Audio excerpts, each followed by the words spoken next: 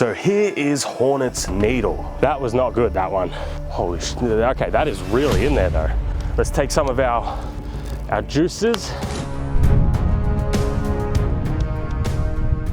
Hello and welcome back to another episode of Screen Tested. I am your host Tyrant, and today we have Hollow Knight SilkSong's needle up on the chopping block. A really interesting sword design with, I think, a lot of cool stuff going for it. I actually think it's going to be rather practical, but we need to make one first, obviously, so that's what we're going to be tackling in the build portion very, very soon. However, I haven't personally played the game just yet because I'm holding off for a different game, Crowsworn, but that's a whole other separate topic. Anyway, from what I've seen, the design is actually fairly simple. It has somewhat of a diamond cross-section, a hollow grind, a rather what looks to be long but round metal handle with a eyelet at the end. I mean, it is a needle. I think it's just supposed to be a needle scaled up, obviously. There's some interesting implications here. So let's build one. Now, mine's not going to be exact to the one in the game, obviously, because it's a little 2D sprite, but I will try my best to create something that is practical while also being faithful. So with that out of the way, let's get started with today's project. So just before we actually build our needle, let's talk a little bit about the design itself. I know there's one right there. We'll get to it, don't worry. The design of needle is actually rather simplistic, but not in a bad way. I actually really dig it because a lot of fantasy swords are usually completely overbuilt and just shit, honestly. However, needle looks to be rather refined. It looks like it'll be good at cutting because it has good grind lines. On top of that, it has a strong profile taper, meaning it'll be awesome at thrusting. And the handle to blade ratio is something that I'm actually a big fan of. So in terms of a fantasy sword design, it's simple but elegant. I like it. So let's actually build it now. I know we've already built it, but just bear with me. So for Hornet's needle, I'm actually going to be reusing and recycling a previous project, specifically one of the blades that I used in the twin blade project and that I have been using essentially as a beta blade for testing purposes in recent episodes. And I thought it was time to actually turn this into something useful because I can get a project out of it essentially. So I needed to disassemble it and see what we could work with. So I took off the leather wrap that I had on it, and I quickly realized that how I constructed it last time, I was not going to get this crossguard off in one piece, so I had to cut it off with the angle grinder, very sadly. Then after that, I decided to reprofile the blade because obviously this was a blade that had a little bit more of a less of a profile taper, and I wanted this to be quite pointy like needle is in the game, so I just cut it. I just reprofiled it and cut it, reground it and sharpened it back up. Then I needed to work on the handle portion. Now, I didn't want to go with a round handle. I just don't think it does this particular blade justice. So what I did was got a steel pipe, took it over to the anvil and started beating it into essentially an oval shape. This is far more reasonable for a sword, and it's going to be better than obviously a round handle. Then after that, I fit the handle to the blade and started grinding everything to obviously, match and look very pretty. Then I took them out and welded them both together while additionally welding a bolt onto the end of the tang so that I could fit, the gallo glass style eyelet pommel onto the back. Well, obviously it's a needle, so it has the eyelet on the back that I need to attach. Simply put some Loctite on it and then it is ready to go once it has been tightened. And with that out of the way, very simple project to do. Let's get out there, let's get to the B-roll and then to the testing.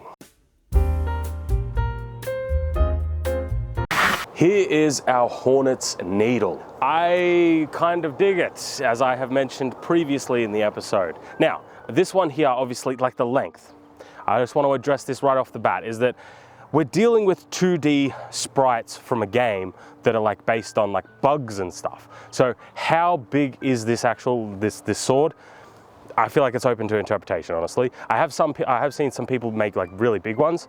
I think this is a good length because it gives you not only kind of the reach of like, let's say a long sword, but you also have what I would consider to be a perfect handle length to be able to get that additional bit of leverage while still not being absurdly long. So I think this length is pretty good.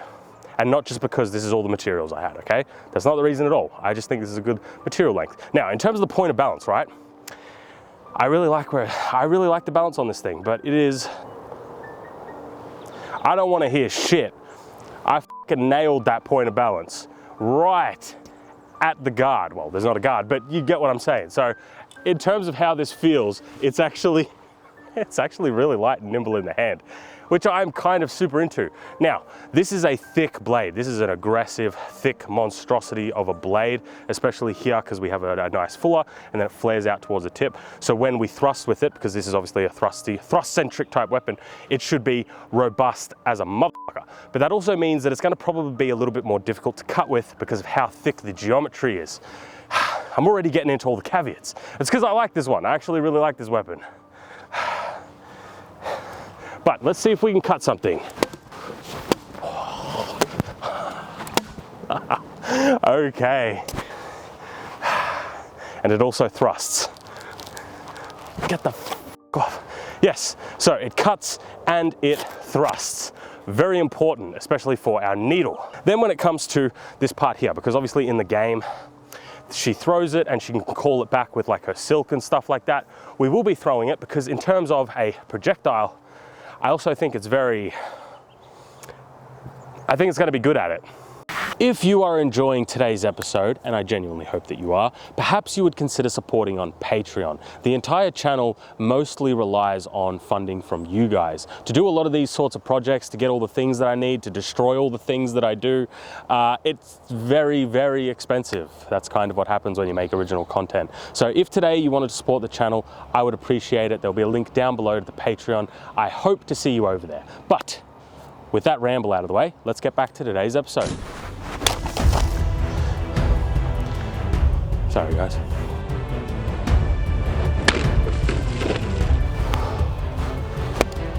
Nice.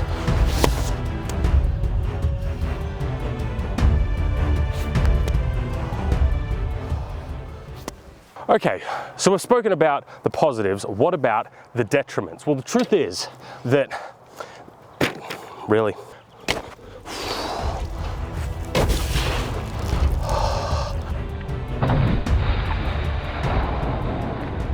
one more for luck. And that is the all metal handle. Now, having an all metal handle is not ideal. Case in point, let's take some of our juices. Now I have my sword here, nice and fucking wet, right? That's what she said. And if we come over to Tony very quickly, the problem is when I go to thrust, my hands are gonna slip onto the blade. Now, I do like the design that it flares out. Now, obviously the original one flares out more than mine. I get that, but generally speaking, it does flare out, which means it should theoretically stop your hand slipping onto the blade and cutting your fingers off. But that is not a given because it is just very, very, see, I didn't hold that very, very tight and my hand did move. So, round handles, metal handles, this sort of thing is not ideal. But in terms of its thrusting capacity, let's try and get Tony here. We have our gambeson and let's see. Yep, yeah, that's fucking good. That's a needle for sure. Yeah. I mean, it's doing what it's supposed to, right? It's living up to its name. Now, I don't have to do this. I just feel like it. I want to throw it through that bottle really quick, just a little bit of a preamble to see how it feels in the toss.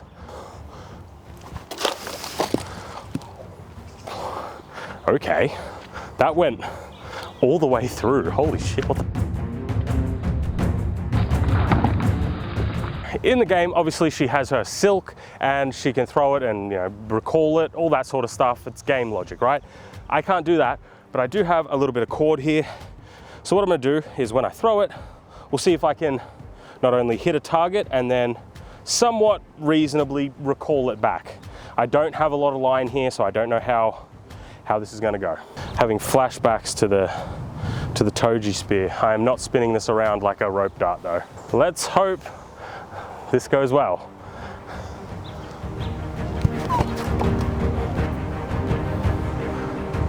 Okay, that one didn't make it through, maybe because I just threw it a little bit too soft, but we have the right amount of length, which is exciting.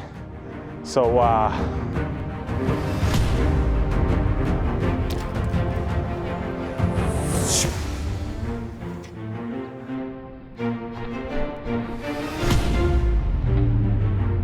Let's do that again, because I think we're going to be able to actually get this to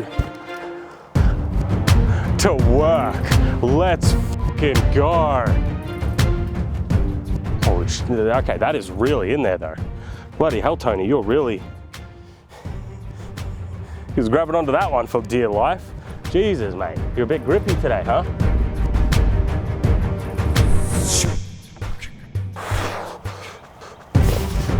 Yes. Holy shit, man. Like, what the Okay, I'm not entirely sure why this thing is absolutely getting so stuck in there and not actually wanting to come out, but I mean, it's not a big deal, I guess. Just very interesting. Okay.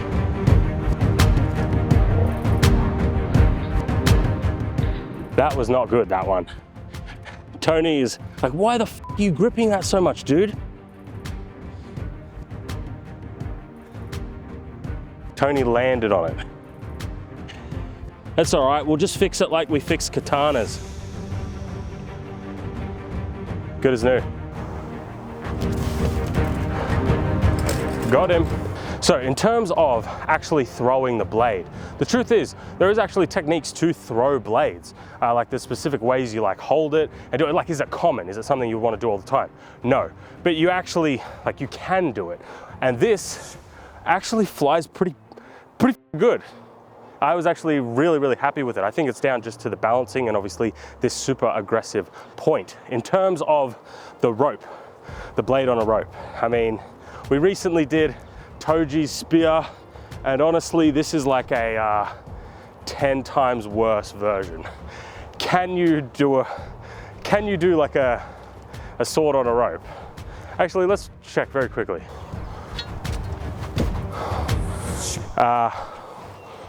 Kinda, yeah. Very loosely use it like a rope dart, if we want to put it that way. Very loosely. Super dangerous, not ideal, but can be done for sure.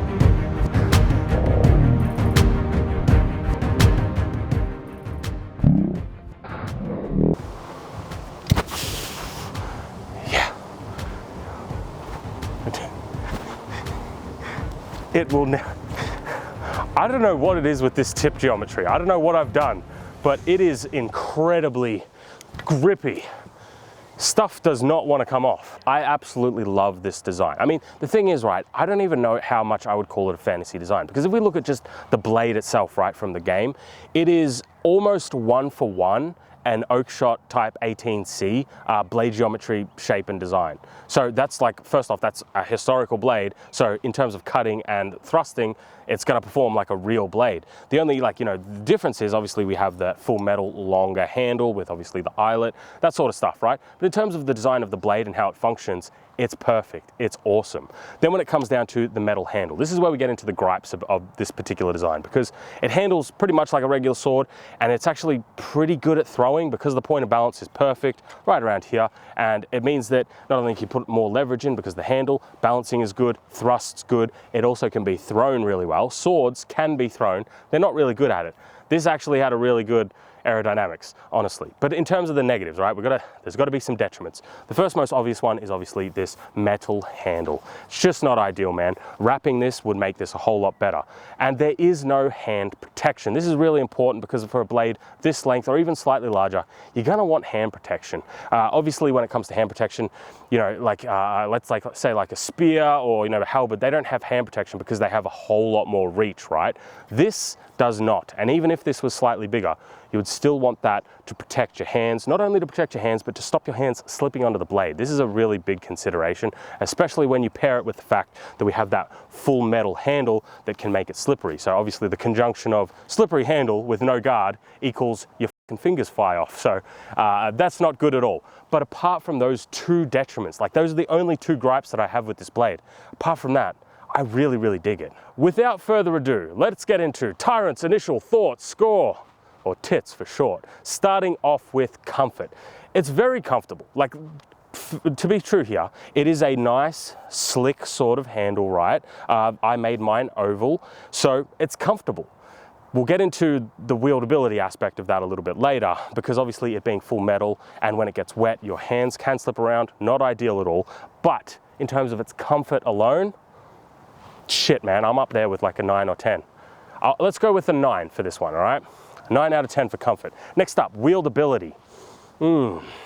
I mean, I would give it a 10 out of 10 for wieldability, but obviously not having a wrap, not having anything to be able to stop your hand slipping onto your blade, like that is a concern, genuinely, because I know on the original one, on the the game one, it does flare out more. So because of that contouring, it means you're less likely to slip on the blade. I get that, but there still is that chance because of how slick and slippery the handle can get when you get juices over it or whatever. So I think a 9 for wieldability is more than fair.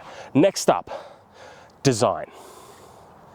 I think it would benefit from having a guard of some sort, because obviously if you're going to be fighting somebody else with it, having some sort of hand protection is important. So for design, let's go for an 8, because it does need a guard and it needs some sort of a wrap. And then lastly is effectiveness. I mean, it's the same as a sword, and the fact that it's actually pretty good as a javelin, like I mentioned a little bit earlier, you can throw swords. They're just not very good at it. This is actually pretty good at being thrown. It flew through the air. Its aerodynamics were pretty good. So I think I'll give it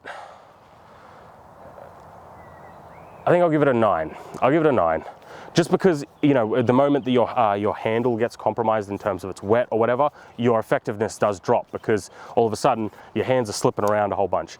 But that gives us a final score of 35 out of 40 for Needle. This thing is fucking cool, man. I'm super into it. I think the design is sick.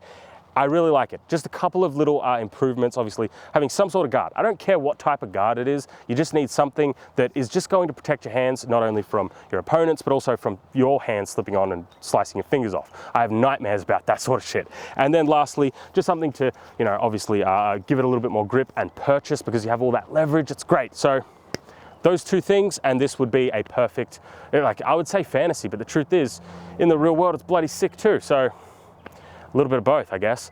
But that's going to be all. Thank you guys for watching. I genuinely hope you enjoyed. And as always, I'll see you next week in another episode. Have a good one.